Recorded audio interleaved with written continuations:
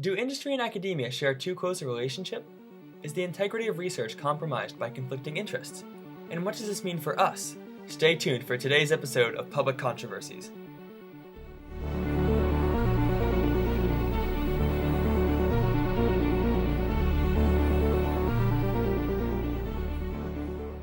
Industry and academia share a special relationship.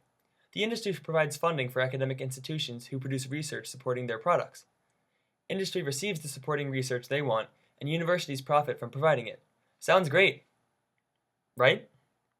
Well, people have noticed problems with what is now recognized as a conflict of interest. The researching facilities have high incentives not to publish material that is detrimental to their sponsor. Meanwhile, the public is fed biased, and sometimes incorrect, results. Does industry benefit or compromise academic research? And most importantly, is this relationship beneficial for society? To begin our analysis, let's start from the beginning. One of the most rudimentary industries was the Christian church. The church in general had a strong forcing power over all thoughts and developments, including academia. At about 1350, around the time of the decline in the church, innovations per capita grew exponentially, as well as scientists per capita. While providing some disservices to society by scaring away anyone who might disagree with them, the church created a moral base off of which moral code and right versus wrong developed. The scientific discovery still occurred, but just at a much slower pace and only in an attempt to support the church. There were some radicals, though, who nevertheless challenged the church and won for society and technology and science in the long run. Galileo being one of the many people who lost during his lifetime, but succeeded in scientific discoveries as a whole. Though the church may have set precedents for society, many of them, like the geocentric model of the universe, proved to be incorrect. By suppressing innovation and scientific discovery, the church rejected any opposing ideas, disregarding the societal benefit that could result from academic ventures. But it's been a while, and industrial-academic relations have grown closer together since then. Let's see how.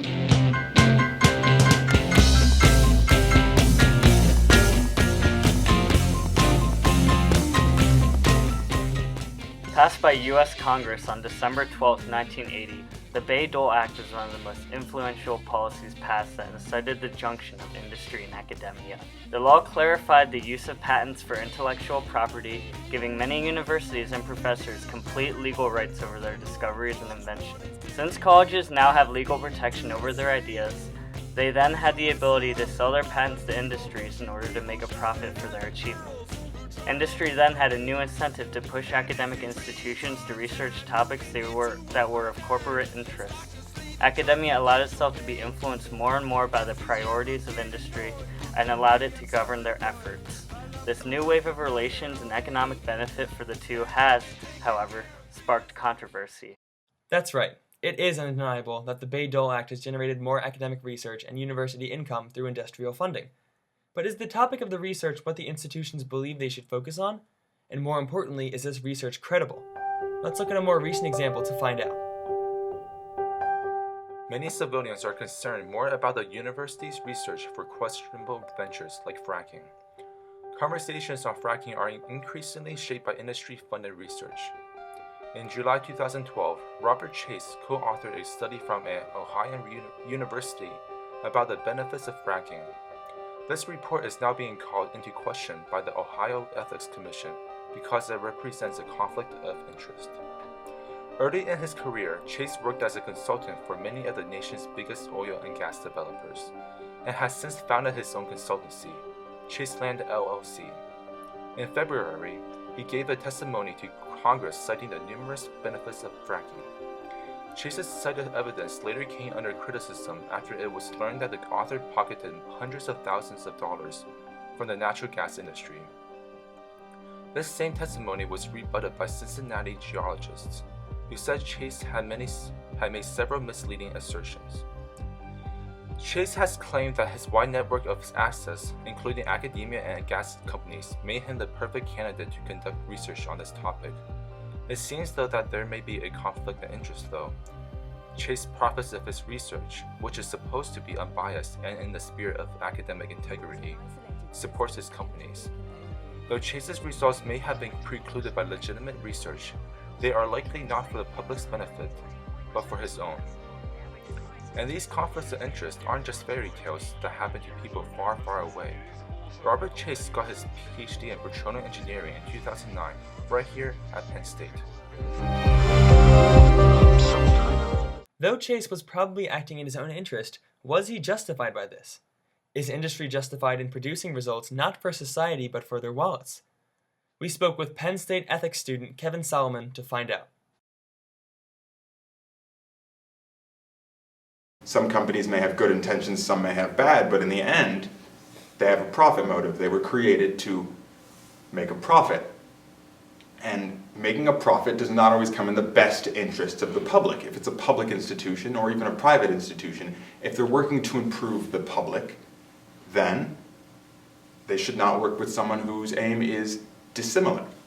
The affiliation itself would be unethical. One of the parties is doing the wrong thing. But in their own way, yeah, they are justified. It's just not what's best. If we want the absolute correct answer, and someone else doesn't, well, I think it's then your duty to avoid working with that other corporation, company, affiliation, whatever that may be. There's always the lure of this, even if they say, we don't want anything from you, there's always the lure of the second gift. You're going to act in their interests because someday you might get something more.